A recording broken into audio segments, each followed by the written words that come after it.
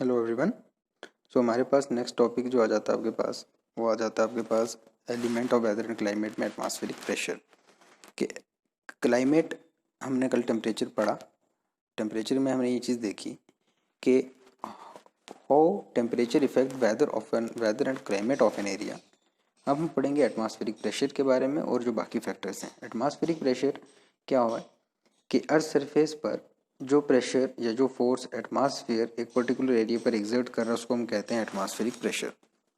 आपने देखा कि एटमॉस्फेयर के अंदर बहुत सारे डस्ट पार्टिकल्स थे, उसके बाद वाटर वेपर थे, फिर आपके पास और बहुत गैसेस थी। अब इन सब चीज़ों का कुछ वेट होगा और एक पर्टिकुलर सरफेस पर जब वो वेट एग्जर्ट होता है उसको हम कहते हैं एटमॉस्फेरिक प्रेशर। ये मेयर करते हैं हम एक बैरोमीटर से, मर्करी बैरोमीटर से, और इसका मेजरिंग यूनिट होता है मिलीबार। इसकी डिस्ट्रीब्यूशन, एटमॉस्फेरिक प्रेशर की डिस्ट्रीब्यूशन अर्थ सरफेस पर एक जैसी नहीं है।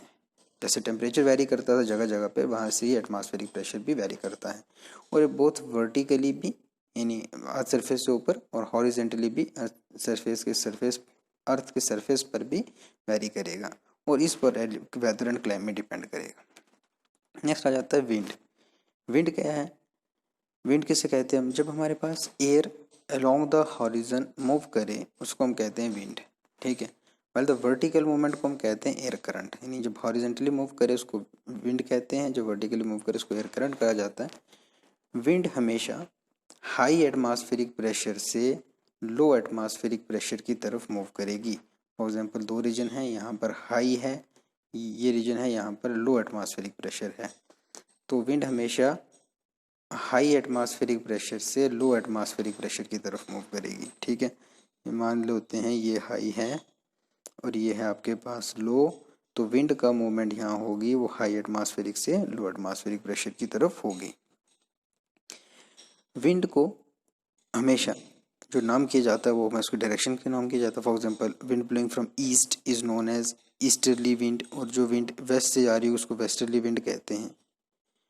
विंड की डायरेक्शन स्पीड को मेयर करने के लिए आपके पास एनीमोमीटर का यूज़ किया जाता है। विंड वेन जो है वो डायरेक्शन मेयर करती है, ठीक। यूनिट इसके होते हैं किलोमीटर पर हॉर, और नॉट्स में भी मेयर किया जाता है। और एटमॉस इससे बहुत सारा जो सी का वाटर है वो इवेपोरेट होता है, ठीक है। एटमॉस्फेरिक मॉइस्चर के लिए विंड जो है बहुत इंपॉर्टेंट होती है। तो विंड भी किसी भी रीजन के वेदर एंड क्लाइमेट को इफेक्ट करती है, ठीक है। फॉर एग्जांपल अब इसको सिंपल सी लैंग्वेज में समझ सकते हो कि विंड जिस भी जगह से विंड आ रही होगी वो उस जगह के फैक्टर, उस जगह के क्लाइमेट को दूसरे जगह पर जाकर इम्प्लीमेंट करेगी। फॉर एग्जांपल जब हाई से आ रही थी तो यहाँ टेम्परेचर लो था, ठीक है। यहाँ पर लो एटमॉस्फेरिक प्रेशर वाले दिन जहाँ जा रही है यहाँ पर टेम्परेचर हाई है, तो अब विंड क्या करेगी, लो वाली क्वालिटी हाई टेम्परेचर वाली जगह पर जाकर इफेक्ट कर देगी, ठीक है। यहाँ पर अब टेम्परेचर लो की जगह टेम्परेचर यहाँ पर भी इंक्रीज करना शुरू हो जाएगा, और टेम्परेचर हाई की जगह यहाँ पर लो होना शुरू हो जाएगा, ठीक है। टेम्परेचर वेरिएशन शो करती है। उसके बाद विंड का और क्या काम होता है? Collected dust particles dust collect करती है, साल्ट कंटेंट सब क्लाउड्स फॉर्म करती है, ठीक है। और हमारे पास क्या करती है, visible mass of condense water floating in the air above the ground level is called a cloud. कि विजिबल मास होता है किस चीज़ का? हमारे पास देखिए ये ऐसा है कि हमारे पास विंड्स के अलावा जो हमारे पास फैक्टर्स आ जाते हैं यहाँ पर, वो आपके पास क्लाउड्स भी हैं, ठीक है। जो विजिबल मास है किस चीज़ के, कंडेंस्ड वाटर के, जो फ्लोट कर रहे हैं, ये भी इफ़ेक्ट करते हैं किस चीज़ को, किसी भी जगह के वेदर और क्लाइमेट को।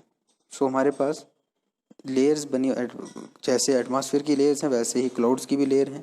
क्लाउड्स भी बहुत सारे किस्म के होते हैं, इसमें ट्रोपोस्फेयर, स्ट्रेटोस्फेयर, मेसोस्फेयर, ठीक है। ये हमारे पास लेयर्स हैं एटमॉस्फेयर की। तो यहाँ पर भी क्लाउड्स भी आपको स्पेसिफिक क्लाउड्स जो हैं वो आपको यहाँ पर देखने को मिलेंगे, ठीक। अलग अलग जगहों पर अलग अलग तरीके के क्लाउड होंगे। तो क्लाउड भी एक फैक्टर आ जाता है आपके पास। फिर उसके बाद आ जाता है प्रेसिपिटेशन, ठीक है। प्रेसिपिटेशन क्या होता है? Falling down of condensed water vapour. जब हमारे पास अर्थ सरफेस पर किसी भी फॉर्म के अंदर वाटर का एटमॉस्फेयर से अर्थ सरफेस पर आना उसको हम कहते हैं प्रेसिपिटेशन, ठीक है। और ये फॉर्म कौन कौन से ले सकता है कि आपके पास ड्रीजल, रेन, स्लीट, स्नो, हेल इन सब की फॉर्म ले सकता है, ठीक है। और ये भी बहुत सारी चीज़ों पर, टेम्परेचर पर डिपेंड करते हैं आपके पास, प्रेसिपिटेशन, एल्टीट्यूड पर, क्लाउड टाइप पर, एटमॉस्फेरिक कंडीशन कैसी है, प्रेसिपिटेशन का प्रोसेस क्या है, इन सब चीज़ों पर प्रेसिपिटेशन इफेक्ट करता है। और प्रेसिपिटेशन से किसी भी जगह का वेदर और क्लाइमेट जो है वो चेंज हो जाता है। नेक्स्ट है ह्यूमिडिटी। ह्यूमिडिटी भी एक इम्पॉर्टेंट एस्पेक्ट है बिकॉज ये भी वेदर और क्लाइमेट को इफेक्ट करता है। ह्यूमिडिटी क्या है? Amount of water vapour present in the atmosphere, कितने वाटर कंटेंट, वाटर वेपर वहाँ प्रेजेंट कितना है। ह्यूमिडिटी हाई होगी, ह्यूमिडिटी अगर हाई है, जब हमारे पास लार्ज वाटर वेपर कंटेंट है, ठीक, उसको हम कहते हैं absolute humidity is high when it is large quantities of water vapour, ठीक है। कितने वाटर वेपर क्वांटिटी प्रेजेंट उसको कहते हैं एब्सोल्यूट ह्यूमिडिटी, ठीक है। और एक चीज़ दूसरी आती है the ratio between amount of water vapour in the atmosphere and the amount of water vapour it can hold. जैसे वहाँ पर प्रेजेंट टोटल थी कैपेसिटी आपके पास 100%, यानी 100% वाटर वेपर, लेकिन उसकी एयर की जो हमारे पास कितने थी अमाउंट की वाटर होल्ड करने की कैपेसिटी कितनी थी, 90 थी, ठीक है। इन दोनों का रेशियो जो होगा वो कहलाएगा आपके पास relative humidity, okay. Hot air जो है ज़्यादा वाटर को स्टोर कर सकती है और कोल्ड एयर कम कर सकती है। रिलेटिव ह्यूमिडिटी हमेशा जो है वो इंक्रीज़ करती है, रिलेटिव ह्यूमिडिटी जो है वो हमेशा इंक्रीज़ करेगी जब क्या होगा, when air gets cold and decreases, जब एयर गेट कोल्ड होगी वो डिक्रीज हो जाएगी, और डिक्रीज होगी जब आपके पास हीट अप हो जाएगा। तो ये है आपके पास फैक्टर्स, और हम इसको कल बाकी लेक्चर्स में इसको पूरा कंप्लीट करेंगे। Thank you very much.